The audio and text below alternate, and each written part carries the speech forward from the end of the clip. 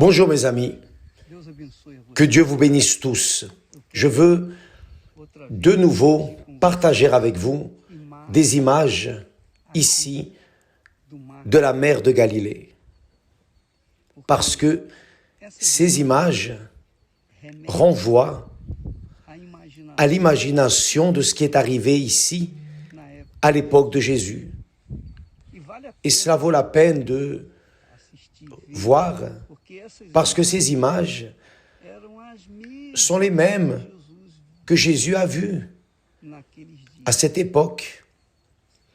Alors, vous pouvez voir ici la mer de Galilée dans son extension encore plus grande. Vous pouvez remarquer les montagnes qui s'unissent du côté gauche.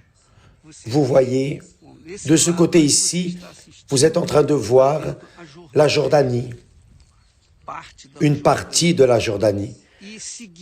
Et en suivant les montagnes, vous allez voir après la Syrie, c'est-à-dire de l'autre côté, nous avons un peuple qui est adversaire du peuple d'Israël. Mais pour Dieu, il n'y a pas d'adversité en relation à la nation, à la race, à la couleur, à la langue, au sexe, rien de tout cela. Pour Dieu, ce qu'il voit en nous, ce sont les âmes. Alors, aussi bien les âmes de ce côté que les âmes de ce côté ici, de la mer de Galilée, renvoient au salut que Jésus est venu nous apporter. Il y a une chose intéressante parlant au sujet de l'âme. La Bible dit, d'ailleurs, Dieu lui-même dit, le cœur est tortueux, par-dessus tout, et il est méchant. L'Éternel dit que l'âme humaine est tortueuse plus que toute autre chose et qu'elle est méchante. Donc, quand la personne n'a pas encore reçu le Saint-Esprit, quand la personne n'a pas l'Esprit de Dieu, son cœur est tortueux, son âme est tortueuse. Donc, tout ce qu'elle fait est erroné parce que cela ne va pas en accord avec la voix de l'Esprit de Dieu. Elle fait les choses en accord avec la volonté du cœur. D'ailleurs, j'ai ici avec moi Josie. Elle va expliquer parce que elle est résidente ici et elle va parler de ce que veut dire l'âme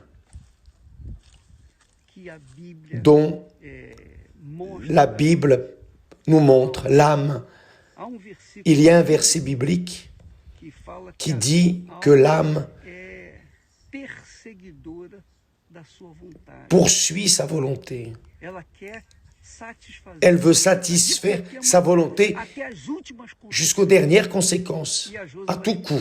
Et Josie va nous expliquer, elle est l'épouse de Gustave, et elle va nous expliquer, elle est la mère de Gabi, que vous avez déjà vue l'autre jour. S'il vous plaît, Josie, expliquez aux personnes ce que vous m'avez dit au sujet de l'âme.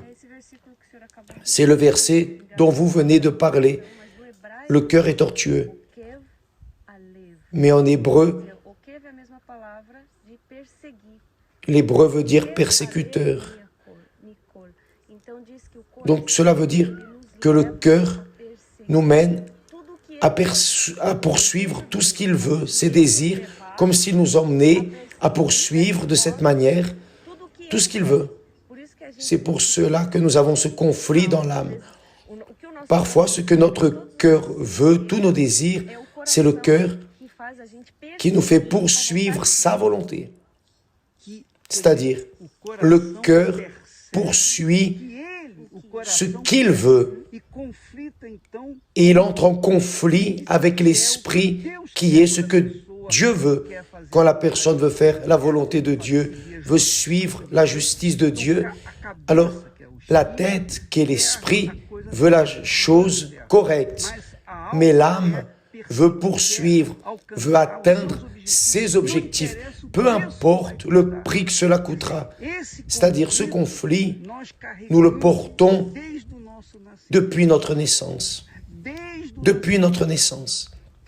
Donc, quand vous voyez ici des conflits familiaux, des conflits d'intérêts, des conflits sentimentaux, quand vous voyez les personnes en doute, des doutes, s'ils se marient, s'ils ne se marient pas, s'ils achètent, s'ils n'achètent pas, s'ils vendent, s'ils ne vendent pas, si la personne prend cette décision ou pas, la personne reste dans un doute.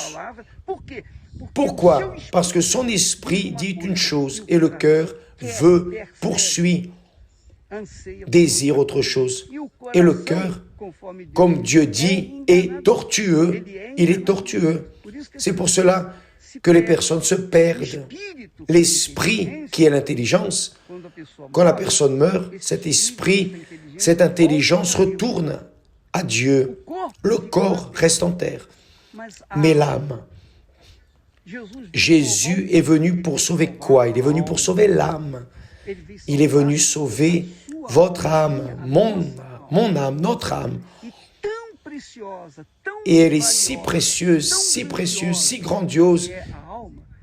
Imaginez, juste pour que vous pensiez un peu. Nous avons cette vision ici de la mer de Galilée.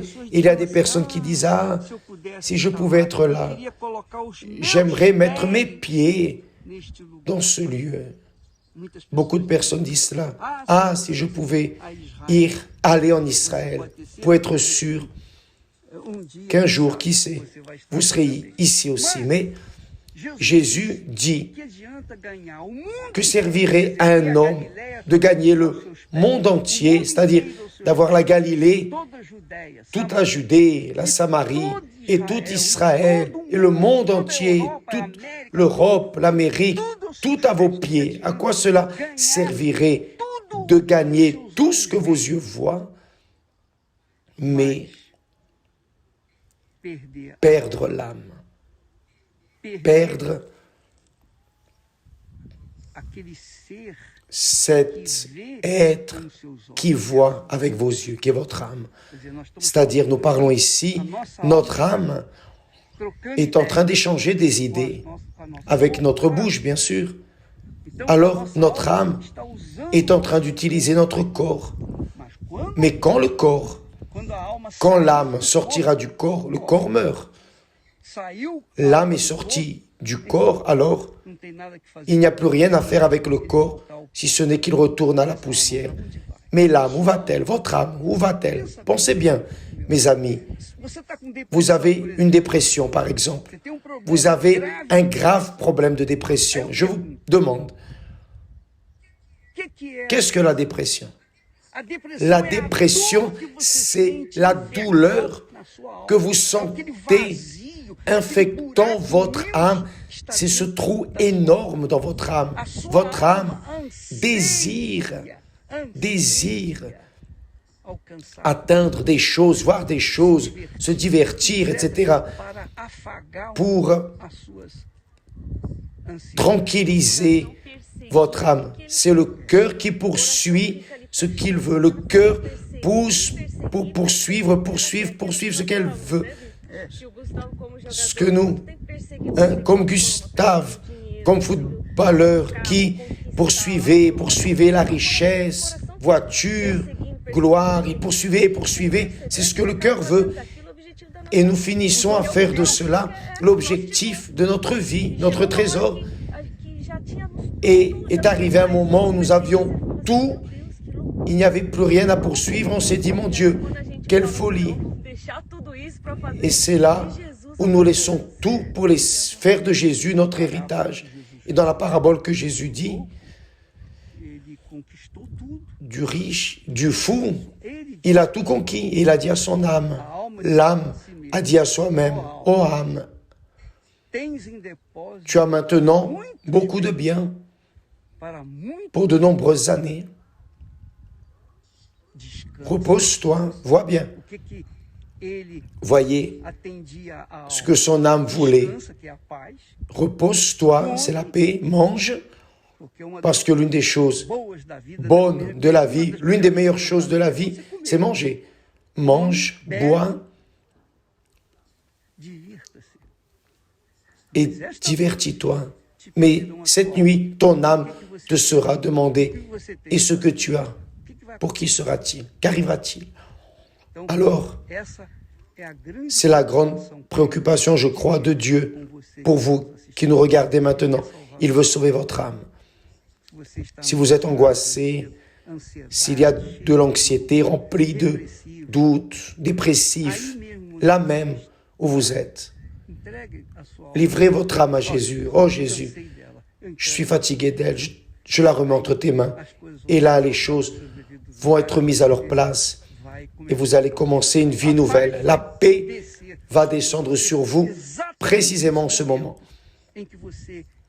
où vous vous livrez au Seigneur Jésus, qui est là, proche de vous, attendant la chance pour entrer en vous et faire de vous avoir un nouveau cœur, une nouvelle âme, une nouvelle vie.